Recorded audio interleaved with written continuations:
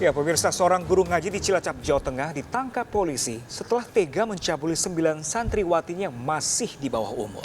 Iya, dan guna memuluskan aksi bejatnya ini, guru ngaji ini memberikan imbalan uang sebesar Rp10.000 kepada para korban agar menuruti keinginannya. Tersangka M alias Madun digelandang ke Mapolresta Cilacap, Jawa Tengah setelah terbukti melakukan pencabulan terhadap 9 anak di bawah umur yang menjadi murid mengajinya. Guru ngaji 41 tahun ini melakukan aksi bejatnya di salah satu TPQ tempatnya mengajar dan dilakukan saat belajar mengaji. Sebelum melakukan perbuatannya, korban diiming-imingi dengan uang sebesar Rp10.000 agar mau melayani nafsunya. Tersangka ditangkap Satuan Perlindungan Perempuan dan Anak Satreskrim Polresta Cilacap setelah adanya laporan dari salah satu orang tua korban. Melakukan ataupun mengajarkan mengaji dengan cara mengambil satu persatu maju kemudian mengaji, setelah selesai boleh pulang. Nah, pada kesempatan ketika guru ngaji tinggal berdua dengan murid yang terakhir, nah disitulah pelaku memberikan iming-iming, ada yang diberikan iming-iming uang 10.000. Tersangka mengaku melakukan aksinya sejak bulan Januari hingga bulan Oktober tahun 2022. Akibat perbuatannya, tersangka dijerat pasal 81 KUHP dengan ancaman hukuman maksimal 15 tahun penjara. Dari Cilacap, Jawa Tengah, Heri Susanto melaporkan. Nah, hal seperti ini sebenarnya bukan pertama kalinya terjadi, sudah cukup sering, dan ini juga merupakan tamparan bagi orang tua begitu ya, bahwa kemanapun anaknya dititipkan, baik itu belajar mengaji ataupun pembelajaran sekolah seperti biasa, tetap harus diawasi, komunikasi jangan mudah gitu percaya ya. meskipun berlatar belakang pendidikan agama. Kemarin juga ada pendidikan sekali. sekolah juga ada. Mungkin lebih baiknya untuk kedepannya nggak ada salahnya kali ya untuk mendampingi anak-anaknya ketika mengaji seperti itu. Dan mengaji nggak lama juga ya seperti ya, itu. Selain nggak menanamkan juga kehati-hatian kepada anak untuk melarang menyentuh bagian-bagian terlarang seperti itu dan bercerita kepada orang tua seperti itu. Iya, pemirsa, baik, selanjutnya anggota geng motor di Kota Cimahi, Jawa Barat yang melakukan penganiayaan terhadap warga di Jalan Baros, Kota Cimahi berhasil ditangkap Resmob Satreskrim Polres Cimahi. Ya, pemirsa, ini kedua pelaku tak berkutik saat ditangkap di kediamannya.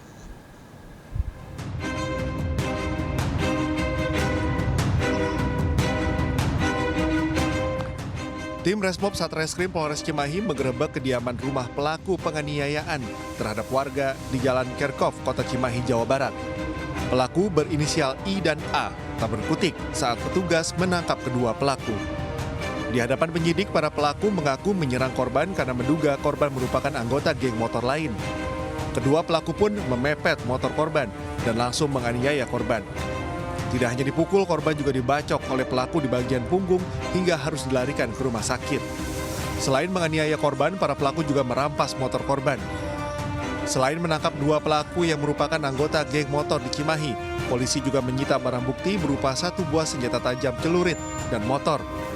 Para pelaku pun terancam hukuman 5 tahun penjara. Dari Cimahi, Jawa Barat, Yuwono Wahyu, iNews melaporkan. Selanjutnya, berupaya melawan saat akan ditangkap, seorang gembong pelaku pencurian sepeda motor asal Lampung Timur tewas ditembak polisi. Ya, pelaku tewas saat akan dibawa ke rumah sakit setelah 3 butir peluru polisi bersarang di tubuhnya.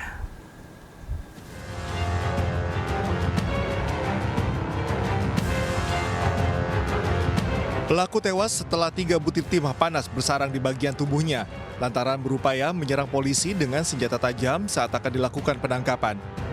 Sementara rekan pelaku berinisial SM masih dilakukan perawatan medis di rumah sakit setelah bagian kakinya tertembak peluru tajam polisi. Dalam penangkapan, polisi menyita 2 buah senjata tajam jenis badik, peralatan mencuri, serta 1 unit sepeda motor diduga hasil kejahatan. Pengungkapan terhadap gembong pelaku curanmor ini bermula saat petugas dari tim khusus anti bandit Polresta Bandar Lampung melakukan patroli di sejumlah wilayah rawan akan tindak kriminalitas. Saat berada di kawasan Wailaga, Bandar Lampung, petugas melihat 4 orang pelaku dengan menggunakan 2 sepeda motor melintas di lokasi dan langsung melakukan pengejaran. Penangkapan ini prosesnya tidak mudah karena para pelaku ini melakukan perlawanan, sehingga ada anggota kami yang terluka akibat perlawanan aktif yang dilakukan oleh para pelaku ini. Dari perlawanan itu kita lakukan tindakan tegas terukur terhadap 2 pelaku ini. Nah, setelah dilakukan tindakan tegas terukur, kami bawa ke rumah sakit. Pada saat di perjalanan, 1 meninggal dunia dengan inisial I. Ya, yang 1 masih kami lakukan perawatan. Selain kedua pelaku yang dilumpuhkan, polisi hingga kini masih memburu rekan pelaku lainnya yang berhasil melarikan diri saat proses penangkapan. Dari Bandar Lampung, Andres Afandi, iNews melaporkan. Ya, pemirsa, aksi seorang maling membobol toko penjualan voucher kuota di Jalan Malangkeri Raya, Kota Makassar, Sulawesi Selatan ini kembali terjadi. Ya, pelaku yang terekam kamera CCTV berhasil membawa kabur sejumlah perhiasan emas, uang tunai, serta handphone. Dan kerugian pun ditaksir mencapai 30 juta rupiah dan polisi telah mengenali identitas pelaku dan melakukan pengejaran terhadap pelaku.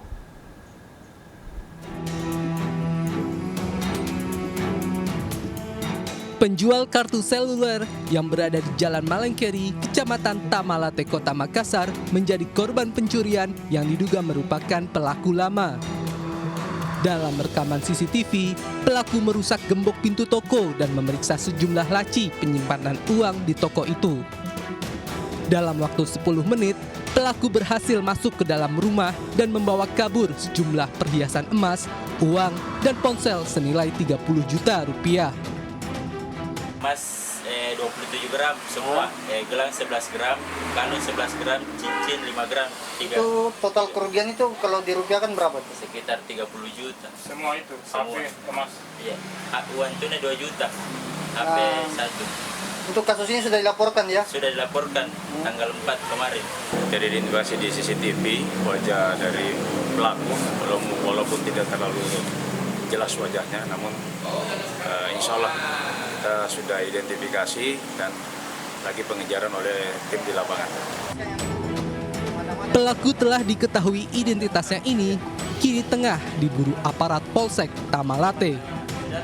Dari Makassar, Sulawesi Selatan, Muhammad Nurbone, iNews melaporkan. Selanjutnya pemirsa, seorang wanita penyandang masalah kesejahteraan sosial menangis histeris saat hendak diamankan petugas gabungan di Cempaka Putih, Jakarta Pusat pada Kamis siang. Ya, sementara itu di Mojokerto, Jawa Timur, pemirsa, seorang manusia silver yang hendak dirazia petugas melarikan diri setelah sebelumnya sempat sembunyi di gorong-gorong.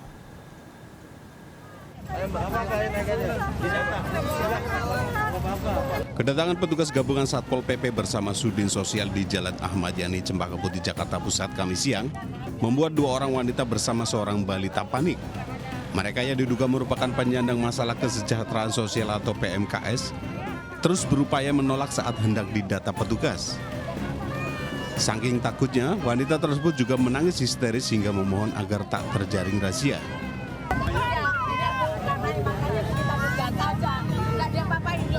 Di kawasan Persetakan Negara, petugas kembali direpotkan dengan ulah wanita lanjut usia yang menolak didata petugas. Setelah melakukan upaya negosiasi, wanita tua tersebut akhirnya bersedia masuk ke dalam mobil dinas sosial. Sedikitnya 7 orang PMKS yang berhasil diamankan langsung dibawa ke kantor Kecamatan Cempaka Putih untuk dilakukan pendataan. Hampir mengamen, juga pengemis juga. Tadi kita lihat di lokasi bersama-sama. Di sana mereka ada pemulung, tapi mereka nggak punya tempat tinggal. Tidur tadi di dekat pos PLN, kan kita tahu bersama-sama di situ tadi. Ini dibawa kemana Bang? Ini kita mau bawa ke kantor kecamatan terlebih dahulu untuk kita lakukan berita acara, dan mereka harus memberikan surat pernyataan bahwa mereka tidak akan melakukan hal itu kembali. Nah, kalau nanti ada keluarganya silakan dijemput, kalau tidak ada kita kembalikan ke Sudin Sosial untuk dilakukan ditaruh di panti. Mereka yang tak memiliki KTP ataupun anggota keluarga di Jakarta langsung dibawa ke Panti Sosial Kedoya untuk dibina. Dari Jakarta, Sofyan Firdaus, iNews melaporkan.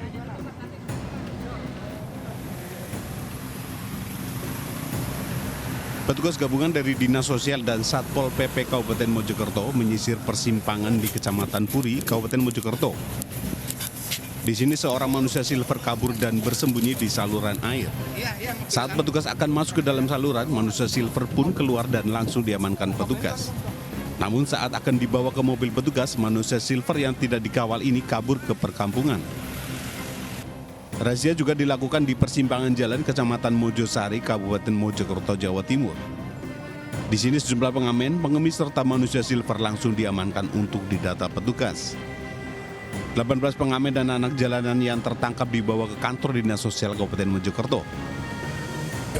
Jadi mulai dari jaminan kesehatannya, jaminan lain-lainnya, ini pasti terus tidak berhenti dari sini. Pasti nanti ada penanganan lebih lanjut terhadap PPKS yang warga Kabupaten Mojokerto. Mereka akan dilakukan asesmen untuk diberikan bantuan dan pelatihan sesuai dengan minat dan bakat. Jika berasal dari luar Kabupaten Mojokerto, akan dipulangkan ke daerah asal. Dari Kabupaten Mojokerto, Jawa Timur, Solahuddin Ainus melaporkan. Dan pemirsa, informasi tadi sekaligus mengakhiri jumpa kita dalam Lapor Polisi hari ini. Terima kasih sudah menyaksikan Lapor Polisi. Bagi Anda yang ingin memberikan aspirasi, keluhan, laporan, dan juga apresiasi kepada pihak polisian di seluruh Nusantara, kami juga membuka laporan pengaduan yang bisa diakses kapanpun melalui sejumlah channel kami, yaitu di Instagram resmi kami @laporpolisi_inews dan juga @official iNews TV. Nah pemirsa, Anda juga bisa menghubungi kami melalui alamat email kami di laporpolisi.inews@gmail.com pemirsa. Bersama saya Pram Senjaya dan rekan saya. Dan saya Anita Mai pamit undur diri. Lapor Polisi, Anda lapor, kami sampaikan. Sampai jumpa.